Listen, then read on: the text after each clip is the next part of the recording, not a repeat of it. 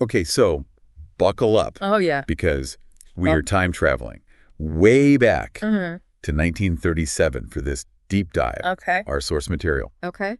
Mindset mastery. Think your way to universal wealth. I know what you're thinking. 1937. Right. Is that advice even relevant Yes. today? Good question. That's what we're here to find out. Okay. We're going to break down this self-help classic. Yeah. See which principles have stood the test of time and maybe uncover some surprising insights along the way. Yeah. What's fascinating is this book, Okay. which claims to distill the wisdom of over 500 successful individuals. Wow. That's a lot. It was written during the Great Depression. Oh, wow. Talk about a time when people Exactly. needed some positive thinking. Seriously, right? Yeah. Like, imagine the collective mindset back then. Oh, I know. Fear, It was rough. uncertainty, Yeah. bread That was lines. a lot. Mindset mastery emerges Right. as this bold counter-narrative, Yeah, okay. claiming that wealth creation Okay. begins not in your wallet, but in your mind. Instead of just telling people to work harder, Right. which, I mean, feels like shouting into the void during a depression. Exactly. This book dives into the idea of Yeah. money consciousness. Money consciousness, okay. It even uses the Great Depression itself Wow. as an example Okay. of how collective negative thinking can impact the economy. Interesting. Did they really believe thoughts could cause a financial crash? Well, they argue that widespread fear and despair. Yeah. Certainly fueled the downturn. It's a powerful concept, right? Yeah. That our thoughts, Yeah. especially when shared by many, It's true. can have tangible consequences. Yeah, it's like, Think about it this way. okay. Have you ever noticed Yeah. that if you wake up in a bad mood, Oh, totally. it seems to set the tone for your whole day? 100%. If I start my day stressed, Right. I'm attracting more stress. Yeah. It's like my mind is a magnet for it. It is. It is. So, okay, so this money consciousness. Yeah. How do we cultivate that? That's the question. Do we just like sit around thinking about piles of cash, Well, it could. manifesting dollar bills? It's a bit more nuanced than that. Okay. Mindset mastery emphasizes Wow. the power of emotion. Okay. The book advocates for autosuggestion. Auto-suggestion. Okay. Picture this. You've written down your financial goals. Okay, got it. Every morning and night, Mhm. you read them out loud. Okay. Not just reading, but truly feeling the emotions Okay. of already having achieved those goals. So it's not enough to like passively think about it. Right. You have to like embody the feeling of success. Exactly. Exactly. Can I try it? Can I try it? Yeah. Okay, here we go. All right, go for Full it. name Yes. will attract abundance into my life Yes. and share my wealth with those in need. Wonderful. I'm not going to lie, that felt a little weird. Right. But there's something kind of intriguing about it too, right? Absolutely. It's like infusing your goals with that level of belief and emotion. Yeah. It's like willing it into existence. And you know what's fascinating is that this idea of the mind-body connection is being explored more and more Really? in modern psychology and neuroscience. Oh, wow. There's definitely something to be said for Yeah. the power of visualization and belief. So they're saying our thoughts are even more powerful It seems so. than we realize. Yeah. Okay, that's one for the vision board. Right. But this book isn't all vibes and Right. manifestation, right? Yes. No. It also stresses the importance of Yeah. specialized knowledge. Okay. Basically, never stop learning. Important. Yeah. And again, the context of the Great Depression Yeah. makes this even more interesting Right. Absolutely. because Yeah. people are just trying to survive. The massive job loss during that time, people Right. were forced to adapt Yeah. to switch careers entirely. Right. Mindset mastery highlight examples of individuals Okay. who thrived Okay. during this tumultuous time Right. by acquiring new skills. Wow. So they didn't just like throw their hands up and say, woe is me. They adapted. One example is Stuart Austin Weir. Okay. He was an unemployed engineer Okay. in his 40s. Okay. Instead of waiting for things to go back to normal, Right. Which a lot of people probably did. right. Yeah. He retrained as a corporate lawyer. Wow. During the Depression. Imagine that. Yeah. His legal career took off, Wow. and he ended up having to turn away clients. Oh, wow. Talk about turning a crisis into an opportunity. Yeah. It's amazing how even in today's Right. rapidly changing job market, Yeah. that need for adaptability Mhm. and continuous learning, it still rings true. It does. It does. Did the book give any other examples? They did. There's a story of an unnamed grocery store salesman. Okay.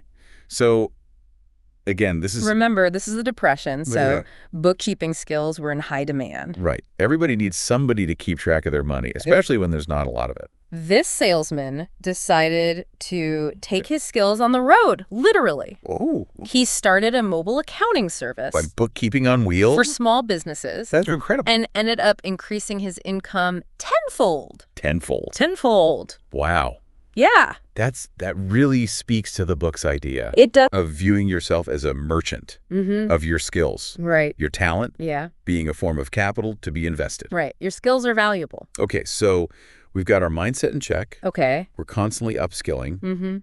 What's next on our journey to universal wealth? Well, mindset mastery predicts a future where the traditional employer-employee relationship evolves into a more collaborative model. Oh, interesting. Where both parties are partners working together. I like where this is going. For the public good. Less cutthroat competition. Right. More collaboration. Shared success. Yes. That sounds way less like 1937 and more like what a lot of people are craving these days. Exactly. Yeah. And they call it the QQS formula. QQS, right? Quality of service, quantity of service, and spirit of service. Spirit of service, okay. And this means having agreeable and cooperative conduct.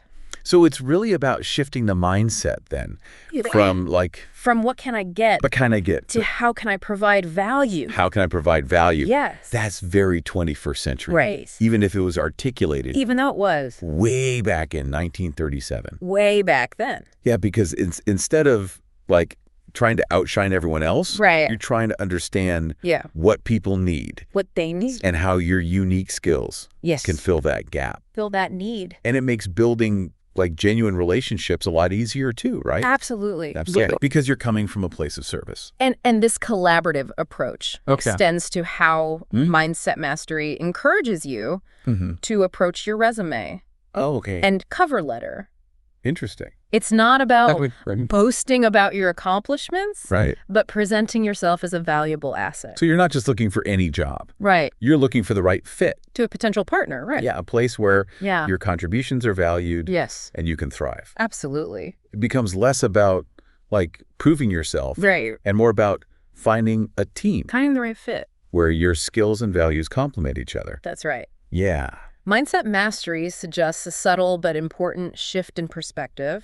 Yeah, it really makes you think about the power of collaboration. It does. Especially as, the old ways of doing business continue to evolve. They do. But while mindset mastery is all about this, positive, collaborative vision for the future, it also acknowledges that we face some very real fears that can hold us back from achieving that. And in fact, it dives deep into the psychology of fear, outlining 6 common fears that it believes can sabotage a person's potential. And what's interesting is that these fears aren't just external, they're internal states of mind. Oh, okay. So the book argues that these fears are often ingrained in us by society or outdated beliefs and therefore can be controlled. So we don't have to accept them as truth. Right. Okay, so give me the rundown. Okay. What are these 6 fears? All right. Are we talking about spiders, clowns, public speaking? Well, not quite spiders and clowns. Okay. Those are valid fears. Right, of course. But these are more about the human condition. Okay. The 6 fears, according to Mindset Mastery, are the fears of poverty, criticism, ill health, loss of love, old age, and death. Wow. Yeah. Yeah. That pretty much covers it, huh? Yeah. It feels like everyone's worried about at least one of those things. Right. At any given time. At any given time. Yeah. And the book stresses that these fears often loom larger in our minds than in reality. Okay. They can hold us back from taking risks, from pursuing our dreams, and ultimately from creating the lives we want. Yeah. They can be pretty debilitating. They can. Okay, so these fears are powerful, but beatable. That's what Mindset Mastery wants us to know. Okay. We do not have to be controlled by these fears. So how do we even begin to tackle something as big as the fear of, say, criticism? Well, mindset mastery suggests that fear of criticism is often linked to our deep-seated need to justify taking from others by finding fault in them. Interesting. Like we put others down to make ourselves feel superior. Yeah, I've done that. Which is, a kind of difficult thing to admit about ourselves. Yeah. No, it is, but it's true. Yeah, it's a very human tendency. It is. It is. But mindset mastery emphasizes the power of conscious thought and self-awareness to break these patterns. It encourages us to analyze our fears, challenge their validity, and replace them with positive, empowering beliefs. So if I'm terrified of criticism, instead of avoiding putting myself out there, I should examine where that fear comes from. Yeah, exactly. And replace it with the belief that my ideas and contributions are valuable. Exactly. You're taking control of your mental state and choosing not to let fear dictate your actions. That's powerful stuff. It is. Now, mindset mastery takes this concept of fear a step further. Oh, boy. With what it calls the seventh basic evil. The seventh basic evil? Yes. Okay. What is it? It's susceptibility to negative influences. Okay. And this doesn't just mean negativity from outside sources, but also from within ourselves. So it's not just about, grumpy coworkers or doom scrolling. Yeah. It's about the negative self-talk we all battle to. Precise. That little voice in your head? Yes, the book warns about letting negativity seep in from our social circles, the media we consume, and even those little voices in our heads that tell us we're not good enough, smart enough, or brave enough. Oh, the worst. It encourages readers to carefully analyze their social circles, question their thought patterns, and consciously cultivate a more positive mental environment. So how do we fight this evil? Right. Do we need to move to a Himalayan cave and meditate for a year? It doesn't have to be that drastic. Okay. Mindset mastery encourages us to take a good look at the people we choose to be around. Okay, yeah, that makes sense. Are they supportive and inspiring? Or do they tend to bring us down? Yeah. It's also about being mindful of the content we consume. Right. Are we filling our minds with negativity? Yeah. Or are we seeking out information and stories that uplift and empower us? So it's about, making conscious choices. It is. About who we surround ourselves with and what we allow into our minds. Exactly. This reminds me of that old saying, you are the average of the 5 people you spend the most time with. I've heard that. Yeah. If those 5 people are constantly complaining and doubting, it's going to be a lot harder to maintain a positive mindset. That's going to be tough. And then on the flip side, if you're surrounded by go-getters and dream chasers, that energy becomes contagious. It does. It does. The book highlights figures like Thomas Edison and Henry Ford, both of whom faced intense criticism and doubt. Oh, I'm sure. People thought their ideas were impossible. Right. But they both made a conscious effort to protect their mental space. They shielded themselves from negativity. Interesting. Believed in their vision and persevered. Right. And look what they accomplished. Right. They changed the world. They did. Yeah. It's amazing how their ability to, maintain a positive mindset. It is. Even when surrounded by negativity. Played such a crucial role in their success. Right. Yeah. It really drives home the point that we have a choice. We do. In what we focus on. We have a choice. We can choose to feed the negative or cultivate the positive. Exactly. But this isn't just about, slapping on a happy face and pretending everything is perfect. No, not at all. We're not. It's about acknowledging that negativity exists. Right. But making a conscious choice. Okay. Not to let it define us. It's about having the self-awareness to recognize negative thought patterns and replacing them with more empowering beliefs. So it's like mental decluttering. Yes. Just like we get rid of physical clutter in our homes, we need to clear out the mental clutter that weighs us down. Absolutely. Now, speaking of negativity, mindset mastery goes into some pretty insightful observations about human nature. It does. What was it they said about criticism again? Oh, yeah. The book points out that we often criticize others to justify taking something from them. Oh, wow. It's a fascinating perspective on the psychology of criticism. It is. Suggesting that it's often used to mask our own insecurities or motives Right, because it's easier to point out flaws in others than it is to, like, address our own shortcomings. Exactly. And they also talk about how societal pressures, particularly the pressure to conform, can fuel this fear of criticism. Oh, 100%. Right. Yeah. They use the example of fashion, how constantly changing trends play on our insecurities and drive us to buy things we don't need just to fit in. To fit in, yeah. It's like we're always chasing the next must-have item just to avoid being judged. Exactly. Which never works, by the way. Never works. Because there's always something else. Always something else. Yeah. It's a timeless observation. That resonates even more strongly today in our hyper-connected, image-conscious world. Totally. Like, think about the pressure. Oh, my gosh. To present a perfect life on social media. Exactly. It's exhausting. Exhausting. Mindset mastery encourages us to question these societal pressures and focus on building our self-worth from within rather than seeking validation from external sources. Which, again, easier said than done. Easier said than done. But we can try, right? We can definitely try. Yeah. But what's interesting is that the book doesn't just focus on fears related to our careers or social standing. Right. It also delves into the fear of ill health. Yeah, that's a big one. Which feels incredibly relevant. To our modern-day obsession with wellness. Oh, totally. And self-care. Yes. 100%. Right. Yeah. Like everybody's afraid of getting sick. Right. Right. And mindset mastery identifies the fear of illness not just as a fear of physical ailment. But as a state of mind that can contribute to illness. Wait, so they're talking about the placebo effect? Yeah, kind of. That, like, our beliefs about our health. It's that mind-body connection again. Right. Can actually have a tangible impact. Yes. On our well-being. That constantly worrying and stressing about our health can manifest as physical symptoms, creating a self-fulfilling prophecy. So you're stressing about getting sick. Right. Which is making you stressed. Right. Which is making you sick. Sad. The vicious cycle. It is, and they encourage focusing on positive, health-affirming thoughts and avoiding dwelling on potential ailments. Right. It's about recognizing the mind-body connection and taking a holistic approach to our health.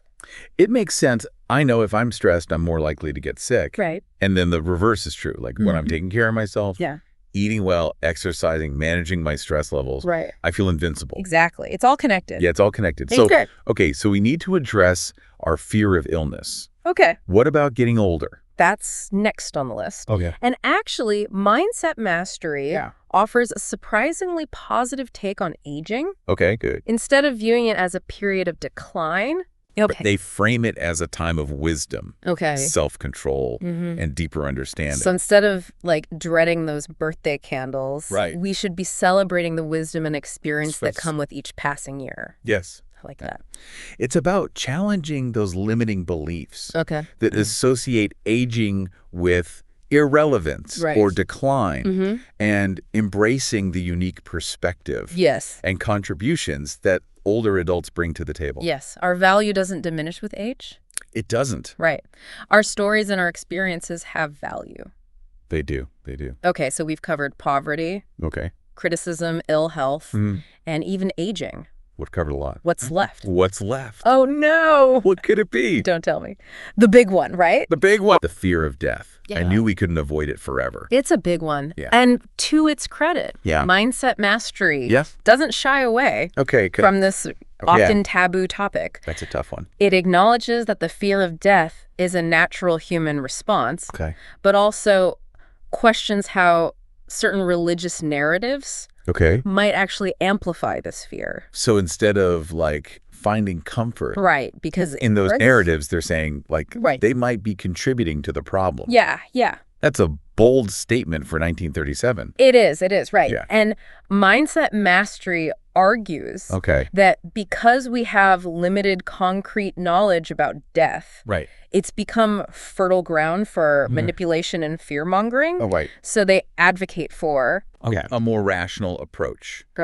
A recognition that death is an inevitable part of life and that our energy is better spent living fully than fearing the unknown. It's like that saying, worrying is like paying interest on a debt you may not even owe. Right. Right? Right. Like, so much of our fear is rooted in, like... what might happen. What might happen, yeah. Yeah. Not what is happening. Not what is actually happening. It's like they're saying, like, yeah. why waste our precious time on this planet worrying about something we can't control? Exactly. And this ties back to the book's overall message. Okay. Of taking control of our minds. Right. Our thoughts and beliefs shape our reality. Yeah. And that includes our experience of fear. Right. Oh, okay. We can choose to be consumed by it, or we can choose to focus on living fully in the present moment. Okay, so I'm getting a sense that this, like, mind control thing is kind of a recurring theme in mindset mastery. It definitely is. And the book doesn't just address our fears. Right. It also tackles, like, less dramatic... but equally insidious states of mind. Okay. Like worry. Oh, worry. Yeah. They even personify it, calling it old man worry. Old man worry. It's okay. Oh, I do not like the sound of this guy. They don't paint a pretty picture. No. No. So what do they say about him? Well, old man worry. The book frames worry as a fear-based state of mind. That can paralyze our reasoning and destroy our initiative. Oh, he sounds terrible. It's like a thief stealing our joy and our ability to take action towards our goals. So if we're stuck in that cycle of worry, it can actually, like, prevent us from taking the very actions that might alleviate that worry. Exactly. Like, we're basically frozen in place by fear. Frozen by fear, yes. Yeah. And mindset mastery identifies indecision as a major culprit of worry. Okay, yeah. So the book argues that once we make a firm decision, worry tends to dissipate. Oh, interesting. Okay. It's like that feeling of relief you get after finally... and ripping off a Band-Aid. Yes. You know, you might be nervous beforehand. Yeah. But once the decision is made, there's a sense of, like, freedom and clarity. There is. Are there any, like, real-life examples? Yeah, they share a powerful anecdote about a condemned man. Oh, wow, okay. While awaiting his execution, he was consumed understandable by worry and fear. But once he made the decision to accept his fate, he found a sense of peace and even gratitude for the remaining days he had. Oh, wow, that's powerful. It's a powerful illustration of how making a decision, even in the face of the most difficult circumstances, can bring a sense of calm and clarity. It's like I've had a lot of trouble in my life, both of which never happened. Exactly, right. Like, we can work ourselves up over these, like, imaginary scenarios. But it's often the act of, like, making a decision and taking action that actually, like, sets us free. Sets us free, yes. Right. And this brings us back to the seventh basic evil, our susceptibility to negative influences, right? Mindset mastery emphasizes that we have more control over our mental state than we realize. Even in challenging situations, they suggest surrounding ourselves with positive, supportive people who inspire. It's like we were saying about choosing who we spend our time with. Yes. Right. So instead of, like, passively accepting whatever life throws at us, we can actively choose who we allow into our lives. Right. And we can create an environment that supports our growth. And reinforces those positive beliefs. Exactly. It's like building a garden. You wouldn't intentionally plant weeds, would you? No, definitely not. Unless you're trying to, like, make a salad or something. Right. With dandelions. Right. But we often allow negative people and influences to take root in our lives without even realizing it. It's so true. Mindset mastery challenges us to be gardeners of our minds. Ooh, I like that. To be intentional about the thoughts we allow. We allow to take root. Love that analogy. And flourish. Because we get to choose what we nurture, right? We do. So we've got, like, supportive friends, a positive outlook, we're meditating daily. Right. Anything else we can do to battle these negative influences. Well, mindset mastery stresses the importance of being mindful of the information we consume. Oh, yeah, there's a lot of that out there. Right. Yeah. What are we reading, watching, and listening to? It's true. Like, are we scrolling? Are we just like through social media? Yeah, endlessly scrolling, yeah. And comparing ourselves to others. Yeah. Or are we actively seeking out information that inspires and uplifts us? So it's about curating our, like, media diet. Yes. Just like we try to eat healthy foods. Exactly. It's all connected. Yeah, it's all connected. It's all connected. But what about those thoughts we can't seem to shake? Like the ones that, like, pop into our heads. Yes. Yes. Even when we're, like, trying to be positive. Yes, the book recommends using affirmations. Affirmations. Those short, positive statements that you repeat to yourself regularly. Okay. Right? Yeah. To reprogram your subconscious mind. Okay. And cultivate a more positive outlook. So instead of letting those, like, negative thoughts run on autopilot, we can choose to, like, hit the override button. Yes, exactly. It's like creating your own positive propaganda campaign. Yes, I love that. That's great. Right. Okay, so... And it takes practice. Oh, yeah, for sure. It does. Yeah. Mindset mastery really emphasizes self-discipline. Mm-hmm. And the need to consciously train our minds to resist negativity.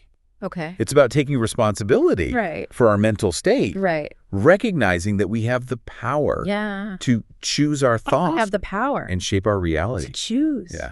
It's powerful. It is powerful. So as we wrap up our deep dive into mindset mastery, this book might be... almost 100 years old. Almost 100 years old. I know. Right.